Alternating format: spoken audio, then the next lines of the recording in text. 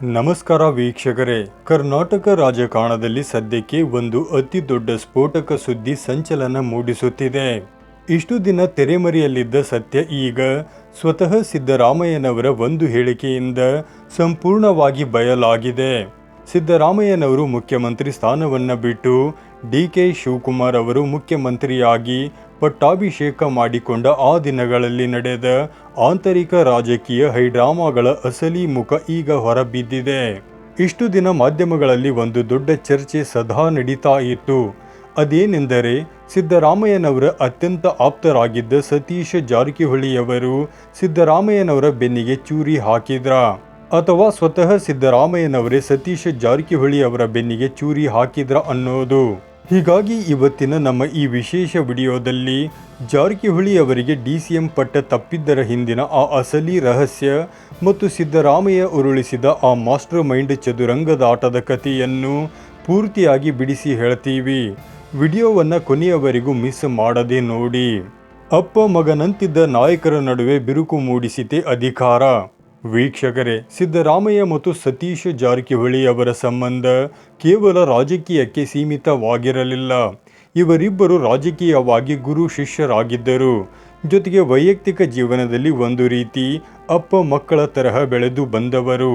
ಸತೀಶ್ ಜಾರಕಿಹೊಳಿ ಮತ್ತು ಜಾರಕಿಹೊಳಿ ಕುಟುಂಬವು ಬೆಳಗಾವಿಯಲ್ಲಿ ಹಾಗೂ ಉತ್ತರ ಕರ್ನಾಟಕದಲ್ಲಿ ತಮ್ಮದೇ ಆದ ದೊಡ್ಡ ಸಾಮ್ರಾಜ್ಯವನ್ನು ಕಟ್ಟಿಕೊಳ್ಳಲು ಸಿದ್ದರಾಮಯ್ಯನವರ ಕೊಡುಗೆ ಮತ್ತು ಬೆಂಬಲ ತುಂಬ ಹೆಚ್ಚಿತ್ತು. ಹಾಗೆಯೇ ಸಿದ್ದರಾಮಯ್ಯನವರು ಜೆಡಿಎಸ್ನಿಂದ ಹೊರಬಂದ ಮೇಲೆ ಅವರು ರಾಜ್ಯದ ಅತ್ಯಂತ ದೊಡ್ಡ ಅಹಿಂದ ನಾಯಕರಾಗಿ ಹೊರಹೊಮ್ಮಲು ಸತೀಶ್ ಜಾರಕಿಹೊಳಿ ಅವರ ಕೊಡುಗೆ ಕೂಡ ಅಷ್ಟೇ ದೊಡ್ಡದಾಗಿದೆ.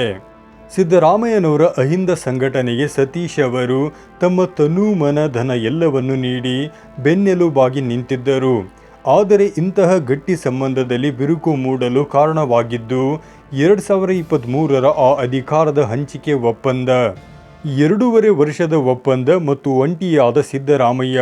2023ರ ವಿಧಾನಸಭಾ ಚುನಾವಣೆಯಲ್ಲಿ ಸಿದ್ದರಾಮಯ್ಯ ಮತ್ತು ಡಿ.ಕೆ. ಶಿವಕುಮಾರ್ ಜೋಡೆತ್ತುಗಳಾಗಿ ಹೋರಾಡಿ ಕಾಂಗ್ರೆಸ್ಗೆ ಬರೋಬ್ಬರಿ 135 ಸ್ಥಾನಗಳನ್ನು ಗೆಲ್ಲಿಸಿಕೊಟ್ಟರು. ಆ ಸಮಯದಲ್ಲಿ 2.5 ವರ್ಷದ ನಂತರ ಸಿದ್ದರಾಮಯ್ಯನವರು ಮುಖ್ಯಮಂತ್ರಿ ಪಟ್ಟವನ್ನು ಡಿ.ಕೆ. ಶಿವಕುಮಾರ್ ಅವರಿಗೆ ಬಿಟ್ಟು ಕೊಡಬೇಕು ಎನ್ನುವ ಒಪ್ಪಂದವಾಗಿತ್ತಂತೆ. ಈ ಒಪ್ಪಂದದ ಪ್ರಕಾರ ರಾಹುಲ್ ಗಾಂಧಿಯವರು ಸಿದ್ದರಾಮಯ್ಯನವರಿಗೆ ಅಧಿಕಾರ ಹಸ್ತಾಂತರ ಮಾಡಲು ಹೇಳಿದಾಗ ಸಿದ್ದರಾಮಯ್ಯನವರ ಆಪ್ತ ಅಹಿಂದ ನಾಯಕರಾದ ಜಮೀರ್ ಅಹಮದ್ ಖಾನ್, ಸತೀಶ್ ಜಾರಕಿಹೊಳಿ, ಎಚ್.ಸಿ. ಮಹದೇವಪ್ಪ ಮತ್ತು ವೆಂಕಟೇಶ್ ಸೇರಿದಂತೆ ಹಲವರು ಸಿದ್ದರಾಮಯ್ಯನವರಿಗೆ ಬೆಂಬಲವಾಗಿ ನಿಲ್ಲಲಿಲ್ಲ. ಬದಲಾಗಿ ಅವರು ಡಿ.ಕೆ. ಶಿವಕುಮಾರ್ ಅವರ ಜೊತೆ ಮಾತುಕತೆ ನಡೆಸಿ ತಮ್ಮ ಭವಿಷ್ಯದ ಭರವಸೆ ಪಡೆದುಕೊಂಡರು. ಇದರಿಂದ ಬೇಸತ್ತು ಒಂಟಿಯಾದ ಸಿದ್ದರಾಮಯ್ಯ ಕೊನೆಗೆ ರಾಜೀನಾಮೆ ನೀಡಬೇಕಾಯಿತು. ಈ ಕಾರಣಕ್ಕಾಗಿ ಸತೀಶ್ ಜಾರಕಿಹೊಳಿ ಅವರು ಸಿದ್ದರಾಮಯ್ಯನವರಿಗೆ ದ್ರೋಹ ಮಾಡಿದರು ಎಂಬ ಪೋಸ್ಟರ್ಗಳು ಜಾಲತಾಣಗಳಲ್ಲಿ ಹರಿದಾಡಿದ್ದವು. ಸಿದ್ದರಾಮಯ್ಯನವರ ಭೀಕರ ಸೈಲೆಂಟ್ ರಿವೆಂಜ್ ಮತ್ತು ಡಿ.ಸಿ.ಎಂ ಪಟ್ಟ ತಪ್ಪಿದ ರಹಸ್ಯ. ಆದರೆ ವೀಕ್ಷಕರೇ, ಈಗ ಹೊರಬಿದ್ದಿರುವ ಅಸಲಿ ಸತ್ಯವೇ ಬೇರೆ ಇದೆ. ಇತ್ತೀಚೆಗೆ ಸ್ವತಃ ಸಿದ್ದರಾಮಯ್ಯನವರೇ ದಲಿತ ಮುಖ್ಯಮಂತ್ರಿ ಚರ್ಚೆಯ ಮಧ್ಯೆ ಒಂದು ಬಿಗ್ ಬಾಂಬ್ ಸಿಡಿಸಿದ್ದಾರೆ. ಹೈಕಮಾಂಡ್ 4 ಜನರನ್ನು ಉಪಮುಖ್ಯಮಂತ್ರಿ ಅಂದರೆ ಡಿ.ಸಿ.ಎಂ ಮಾಡಲು ಪ್ಲಾನ್ ಮಾಡಿತ್ತು. ಅದರಲ್ಲಿ ಸತೀಶ್ ಜಾರಕಿಹೊಳಿ ಅವರ ಹೆಸರೂ ಇತ್ತು. ಆದರೆ ಸಿದ್ದರಾಮಯ್ಯನವರು ಹೈಕಮಾಂಡ್ ಮೇಲೆ ಒತ್ತಡ ಹಾಕಿ ಕೇವಲ ಡಾಕ್ಟರ್ ಜಿ. ಪರಮೇಶ್ವರ್ ಒಬ್ಬರನ್ನೇ ಡಿ.ಸಿ.ಎಂ ಮಾಡುವಂತೆ ಹಠ ಹಿಡಿದು ಮಾಡಿಸಿದರು. ಇದರ ಅರ್ಥ ಸತೀಶ್ ಜಾರಕಿಹೊಳಿ ಅವರಿಗೆ ಸಿಗಬೇಕಿದ್ದ ಡಿ.ಸಿ.ಎಂ ಪಟ್ಟವನ್ನು ತಪ್ಪಿಸಿದ್ದೇ ಸಿದ್ದರಾಮಯ್ಯನವರು ಎಂಬುದು ಕನ್ಫರ್ಮ್ ಆಗಿದೆ.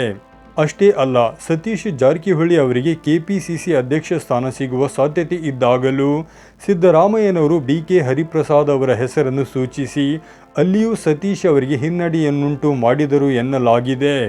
ಸಿದ್ದರಾಮಯ್ಯನವರು ಅಹಿಂದ ಉತ್ತರಾಧಿಕಾರಿಯಾಗಿ ಸತೀಶ್ ಜಾರಕಿಹೊಳಿ ಬೆಳೆಯುವುದು ಬೇಡ ಎಂದು ಭಾವಿಸಿರಬಹುದು. ಅಥವಾ ತಮ್ಮ ಮಗ ಯತೀಂದ್ರ ಹಾಗೂ ಭೈರತಿ ಸುರೇಶ್ ಅವರಂತಹ ಆಪ್ತರಿಗೆ ಮಾತ್ರ ಮುಂಚೂಣಿ ಸ್ಥಾನ ನೀಡಲು ಈ ಚಾಣಾಕ್ಷ ಆಟ ಆಡಿದ್ದಾರೆ ಎಂಬ ಚರ್ಚೆ ಶುರುವಾಗಿದೆ. ಅಹಿಂದ ವರ್ಗಕ್ಕೆ ಆಯಿತೇ ಅನ್ಯಾಯ. 2011ರ ಜನಗಣತಿಯ ಪ್ರಕಾರ ನಮ್ಮ ರಾಜ್ಯದಲ್ಲಿ ಪರಿಶಿಷ್ಟ ಜಾತಿ ಮತ್ತು ಪರಿಶಿಷ್ಟ ಪಂಗಡದ ಜನಸಂಖ್ಯೆ ಬರೋಬ್ಬರಿ 24.1ರಷ್ಟಿದೆ. ಇಷ್ಟು ದೊಡ್ಡ ಜನಸಂಖ್ಯೆ ಇದ್ದರೂ ದಲಿತರು ಅಥವಾ ಎಸ್.ಟಿ ನಾಯಕರು ಮುಖ್ಯಮಂತ್ರಿಯಾಗಲು ಸಾಧ್ಯವಾಗಿಲ್ಲ. ಇನ್ನು ವಾಲ್ಮೀಕಿ ಜನಾಂಗದವರು ಸತೀಶ್ ಜಾರಕಿಹೊಳಿ ಅವರನ್ನು ಮಾತ್ರ ತಮ್ಮ ಏಕೈಕ ನಾಯಕ ಎಂದು ಒಪ್ಪಿಕೊಳ್ಳುತ್ತಾರೆಯೇ ಹೊರತು ಬಿ ನಾಗೇಂದ್ರ, ಶ್ರೀರಾಮುಲು ಅಥವಾ ರಮೇಶ್ ಜಾರಕಿಹೊಳಿ ಅವರನ್ನಲ್ಲ. ಇಂತಹ ಪ್ರಭಾವಿ ದಲಿತ ಮತ್ತು ಶೋಷಿತ ವರ್ಗದ ನಾಯಕನಿಗೆ ಸಿಗಬೇಕಾಗಿದ್ದ DCM ಹುದ್ದೆಯನ್ನು ಮತ್ತೊಬ್ಬ ಅಹಿಂದ ನಾಯಕ ಸಿದ್ದರಾಮಯ್ಯನವರು ತಪ್ಪಿಸಿದ್ದಾರೆ ಎಂಬ ವಿಷಯ ಈಗ ಅಹಿಂದ ವರ್ಗದಲ್ಲಿ ತೀವ್ರ ಆಕ್ರೋಶಕ್ಕೆ ಕಾರಣವಾಗಿದೆ. ವೀಕ್ಷಕರೇ, ನಿಮ್ಮ ಪ್ರಕಾರ ಯಾರ ಬೆನ್ನಿಗೆ ಚೂರಿ ಹಾಕಿದರು? ಸತೀಶ್ ಅವರಿಗೆ DCM ಪಟ್ಟ ತಪ್ಪಿಸಿದ್ದು ಸರಿಯೇ?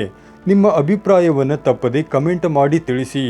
ವಿಡಿಯೋ ಇಷ್ಟವಾಗಿದ್ದರೆ ಲೈಕ್ ಮತ್ತು ಶೇರ್ ಮಾಡಿ.